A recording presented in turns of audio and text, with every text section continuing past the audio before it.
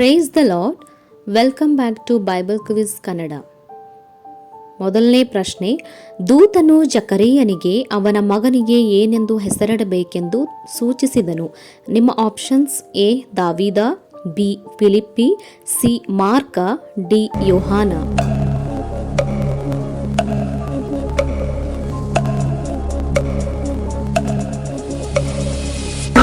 ಇದಕ್ಕೆ ಸರಿಯಾದ ಉತ್ತರ ಆಪ್ಷನ್ ಡಿ. ಆ ದೂತನು ಅವನಿಗೆ, ಜಕರೀಯ, ಭಯಪಡಬೇಡ, ನಿನ್ನ ವಿಜ್ಞಾಪನೆ ದೇವರಿಗೆ ಮುಟ್ಟಿತು. ನಿನ್ನ ಹೆಂಡತಿಯಾದ ಎಲಿಜಬೇತಳು ನಿನಗೆ ಒಬ್ಬ ಮಗನನ್ನು ಹೆರುವಳು. ನೀನು ಅವನಿಗೆ ಯೋಹಾನನೆಂದು ಹೆಸರಿಡಬೇಕು. ನಿನಗೆ ಸಂತೋಷವೂ ಉಲ್ಲಾಸವೂ ಉಂಟಾಗುವುದು. ಲೂಕ 1:13. ಪ್ರಶ್ನೆ, ಜಕರೀಯನಿಗೆ ದೂತನು ಕಾಣಿಸಿದಾಗ ಅವನು ಎಲ್ಲಿದ್ದನು? ನಿಮ್ಮ ಆಪ್ಷನ್ಸ್: ಎ ಹಾಸಿಗೆಯಲ್ಲಿ, ಬಿ ದೇವಾಲಯದಲ್ಲಿ, ಸಿ ಸೆರೆಮನೆಯಲ್ಲಿ, ಡಿ ಅಡವಿಯಲ್ಲಿ.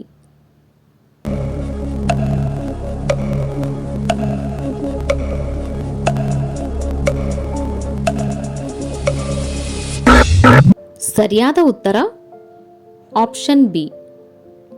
ಹೀಗಿರಲಾಗಿ ಜಕರೀಯನ ವರ್ಗದ ಸರತಿ ಬಂದಾಗ ಅವನು ದೇವರ ಸನ್ನಿಧಿಯಲ್ಲಿ ಯಾಜಕ ಧರ್ಮವನ್ನು ನಡೆಸುತ್ತಿರಲು ದೇವಾಲಯದೊಳಕ್ಕೆ ಹೋಗಿ ಧೂಪವನ್ನರ್ಪಿಸುವುದು ಯಾಜಕರ ಮರ್ಯಾದೆಯ ಪ್ರಕಾರ ಅವನ ಪಾಲಿಗೆ ಬಂತು. ಧೂಪವನ್ನು ಅರ್ಪಿಸುವ ಹೊತ್ತಿನಲ್ಲಿ ಜನರ ಗುಂಪೆಲ್ಲ ಹೊರಗೆ ನಿಂತು ದೇವರನ್ನು ಪ್ರಾರ್ಥಿಸುತ್ತಿರಲಾಗಿ ಕರ್ತನ ದೂತನು ಧೂಪಪೀಠದ ಬಲಗಡೆಯಲ್ಲಿ ನಿಂತುಕೊಂಡವನಾಗಿ ಅವನಿಗೆ ಕಾಣಿಸಿಕೊಂಡನು. ಲೂಕ 1:8. ಪ್ರಶ್ನೆ, ಜಕರೀಯನ ಹೆಂಡತಿಯ ಹೆಸರೇನು? ನಿಮ್ಮ options: A Mary, B Elizabeth, C Hannah, D ಮಾರ್ಥಾ.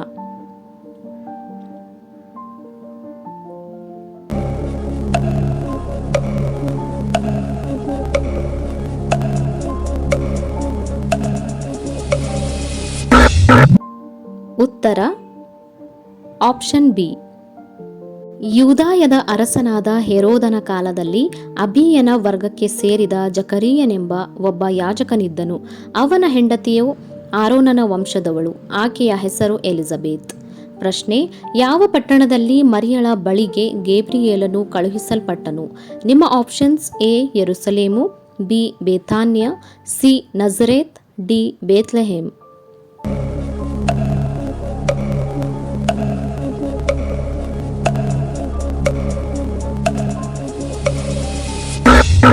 ಸರಿಯಾದ ಉತ್ತರ ಆಪ್ಷನ್ ಸಿ. 6ನೆಯ ತಿಂಗಳಲ್ಲಿ ದೇವರು ಗೇಬ್ರಿಯೇಲನೆಂಬ ತನ್ನ ದೂತನನ್ನು ಗಲಿಲಾಯ ಸೀಮೆಯ ನಜರೇತ್ ಎಂಬ ಊರಿಗೆ ಒಬ್ಬ ಕನ್ಯೆಯ ಬಳಿಗೆ ಕಳುಹಿಸಿದನು. ಆ ಕನ್ಯೆಯ ಹೆಸರು ಮರಿಯಳು. ಆಕೆಯು ದಾವೀದನ ಮನೆತನದ ಯೋಸೇಫನೆಂಬ ಪುರುಷನಿಗೆ ನಿಶ್ಚಿತಾರ್ಥವಾಗಿದ್ದಳು. ಲೂಕ 1:26. ಯೇಸು ಯೆರೂಸಲೇಮಿನಲ್ಲಿ ತಪ್ಪಿಸಿಕೊಂಡಾಗ ಆತನ ವಯಸ್ಸು ಎಷ್ಟು? ನಿಮ್ಮ options: A 10, B 14, C 8, D 12.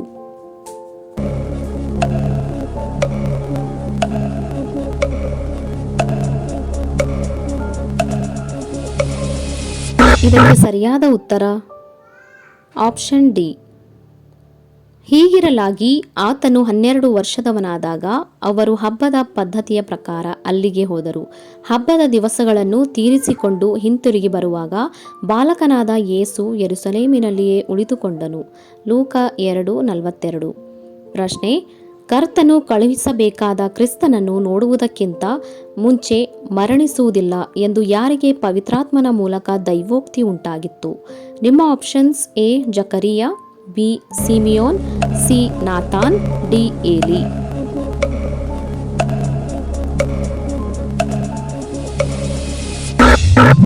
ಸರಿಯಾದ ಉತ್ತರ ಆಪ್ಷನ್ ಬಿ. ಆ ಕಾಲದಲ್ಲಿ ಯೆರೂಸಲೇಮಿನಲ್ಲಿ ಸಿಮಿಯೋನ್ ಎಂಬ ಒಬ್ಬ ಮನುಷ್ಯನಿದ್ದನು. ಆ ಮನುಷ್ಯನು ನೀತಿವಂತನೂ ದೇವಭಕ್ತನೂ ಆಗಿದ್ದು ಇಸ್ರಾಯೇಲ್ ಜನರನ್ನು ಸಂತೈಸುವವನು ಯಾವಾಗ ಬಂದಾನೆಂದು ಹಾರೈಸುತ್ತಿದ್ದನು ಮತ್ತು ಪವಿತ್ರಾತ್ಮ ಪ್ರೇರಿತನಾಗಿದ್ದನು. ಇದಲ್ಲದೆ ಕರ್ತನು ಕಳುಹಿಸಬೇಕಾದ ಕ್ರಿಸ್ತನನ್ನು ಕಾಣುವುದಕ್ಕಿಂತ ಮುಂಚೆ ನೀನು ಸಾಯುವುದಿಲ್ಲವೆಂದು ಪವಿತ್ರಾತ್ಮನ ಮೂಲಕ ಅವನಿಗೆ ದೈವೋಕ್ತಿ ಉಂಟಾಗಿತ್ತು. ಲೂಕ 2:25. ಪ್ರಶ್ನೆ: ದೂತನು ಮರಿಯಳಿಗೆ ಯಾವುದು ನಿಷ್ಫಲವಾಗುವುದಿಲ್ಲ ಅಂದನು. ನಿಮ್ಮ ಆಪ್ಷನ್ಸ್: ಎ ದೇವರಿಂದ ಬರುವ ಯಾವ ಮಾತಾದರೂ, ಬಿ ಉನ್ನತ ದೃಷ್ಟಿಕೋನಗಳು, ಸಿ ಹೊರಟು ಹೋಗುವಂಥದ್ದು, ಡಿ ಮುಖ್ಯವಾಗಿರುವುದು.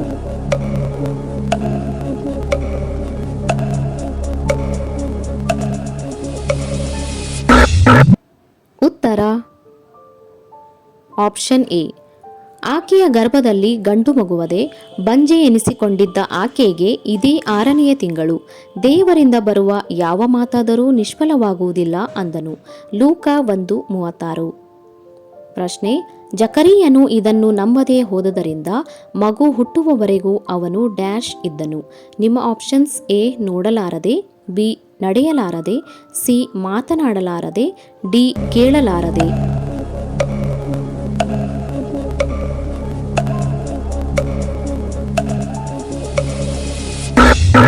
ಸರಿಯಾದ ಉತ್ತರ ಆಪ್ಷನ್ ಸಿ.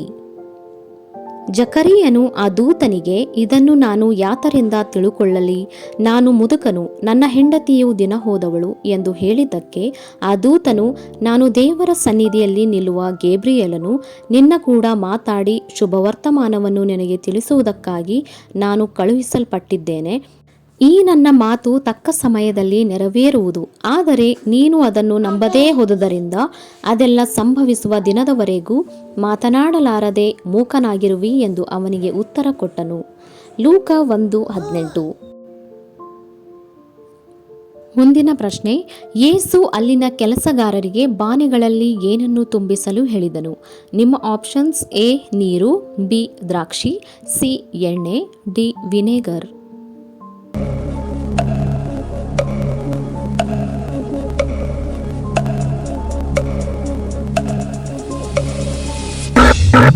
ಸರಿಯಾದ ಉತ್ತರ ಆಪ್ಷನ್ ಎ. ಯೇಸು ಅವರಿಗೆ, ಆ ಬಾನೆಗಳಲ್ಲಿ ನೀರು ತುಂಬಿರಿ ಅನ್ನಲು ಅವುಗಳನ್ನು ಕಂಠದ ಮಟ್ಟಿಗೆ ತುಂಬಿದರು. ಯೋಹಾನ 2:7. ಪ್ರಶ್ನೆ: ಸಮಾಧಿಯ ಬಳಿ ಕಂಡದ್ದನ್ನು ಅಪೊಸ್ತಲರಿಗೆ ಹೇಳಿದ ಸ್ತ್ರೀಯರು ಯಾರು? ನಿಮ್ಮ ಆಪ್ಷನ್ಸ್: ಎ ರೆಬೆಕ್ಕಾ, ರಾಚೇಲ್ ಮತ್ತು ಲೇಹಾ, ಬಿ ಮಾರ್ತಾ, ರೋದ ಮತ್ತು ದೆಬೋರಾ, ಸಿ ಮಗ್ದಲದ ಮರಿಯಳು, ಯೋಹಾನಳು ಮತ್ತು ಮರಿಯಳು, ಡಿ ರೂತ್, ನವೋಮಿ ಮತ್ತು ಸಾಂದ್ರಾ.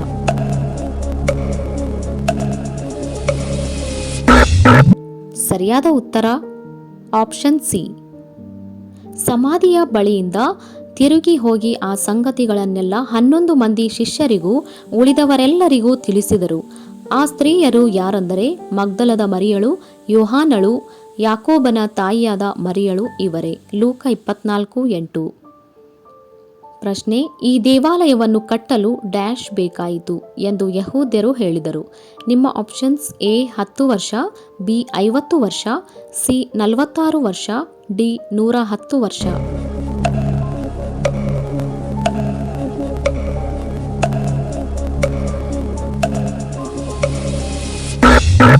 ಸರಿಯಾದ ಉತ್ತರ ಆಪ್ಷನ್ ಸಿ.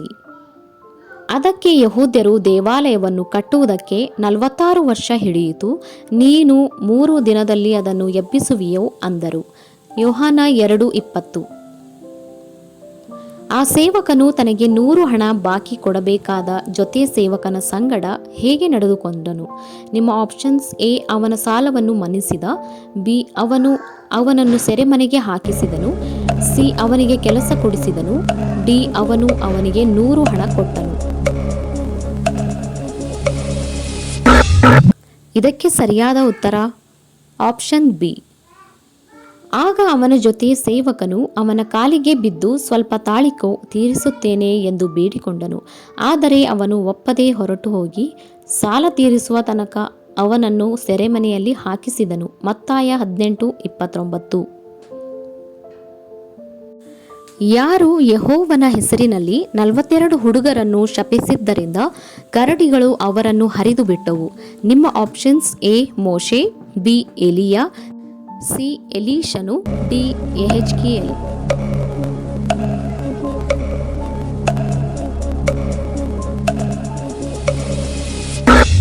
ಸರಿಯಾದ ಉತ್ತರ ಆಪ್ಷನ್ ಸಿ. ಎಲೀಷನು ಅಲ್ಲಿಂದ ಬೇತೇಲಿಗೆ ಹೊರಟು ಅಲ್ಲಿನ ಗುಡ್ಡವನ್ನು ಹತ್ತುತ್ತಿರುವಾಗ ಆ ಊರಿನ ಹುಡುಗರು ಹೊರಗೆ ಬಂದು, ಬೋಳಮಂಡೆಯವನೇ ಏರು, ಬೋಳಮಂಡೆಯವನೇ ಏರು ಎಂದು ಕೂಗಿ ಅವನನ್ನು ಪರಿಹಾಸ್ಯ ಮಾಡಿದರು. ಅವನು ಅವರ ಕಡೆಗೆ ತಿರುಗಿಕೊಂಡು ಯೆಹೋವನ ಹೆಸರಿನಲ್ಲಿ ಅವರನ್ನು ಶಪಿಸಿದನು. ಕೂಡಲೇ ಕಾಡಿನಿಂದ 2 ಹೆಣ್ಣು ಕರಡುಗಳು ಬಂದು ಆ ಹುಡುಗರಲ್ಲಿ 42 ಮಂದಿಯನ್ನು ಹರಿದು ಬಿಟ್ಟವು. ಈ ಅಪೊಸ್ತಲನು ಸಮಾಧಿಯ ಬಳಿಗೆ ಓಡಿ ಹೋಗಿ ಅಲ್ಲಿ ನಾರು ಬಟ್ಟೆಗಳನ್ನು ಮಾತ್ರ ನೋಡಿ ತನ್ನಲ್ಲಿ ಆಶ್ಚರ್ಯಪಡುತ್ತಾ ಅಲ್ಲಿಂದ ಹೋದನು. ಆಪ್ಷನ್ಸ್: ಎ ಪೇತ್ರ, ಬಿ ಯಾಕೋಬ, ಸಿ ಯೋಹಾನ, ಡಿ ಆಂದ್ರೇಯ.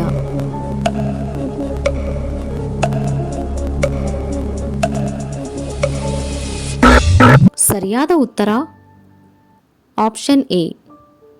ಆದರೆ ಪೇತ್ರನು ಎದ್ದು ಸಮಾಧಿಗೆ ಓಡಿ ಹೋಗಿ ಬೊಗ್ಗಿ ನೋಡಿ ನಾರು ಬಟ್ಟೆಗಳನ್ನು ಮಾತ್ರ ಕಂಡು ನಡೆದ ಸಂಗತಿಗಳಿಗೆ ತನ್ನಲ್ಲಿ ಆಶ್ಚರ್ಯಪಡುತ್ತಾ ಹೊರಟು ಹೋದನು. ಲೂಕ 24:12. ಪ್ರಶ್ನೆ: ಹೊಳೆಯುವ ವಸ್ತ್ರಧಾರಿಗಳಾದ ಇಬ್ಬರು ಸಮಾಧಿಯ ಬಳಿ ಇರುವವರನ್ನು ಡ್ಯಾಶ್ ಹುಡುಕುವುದೇಕೆ ಎಂದು ಹೇಳಿದರು. ನಿಮ್ಮ ಆಪ್ಷನ್ಸ್: ಎ ಸತ್ತವರೊಳಗೆ ಬದುಕಿರುವವರನ್ನು ಹುಡುಕುವುದೇನು, ಬಿ ಸತ್ಯ ಮತ್ತು ನೀತಿಯನ್ನು, ಸಿ ಯೇಸುವನ್ನು, ಡಿ ಲೋಕದ ವಿಷಯಗಳನ್ನು.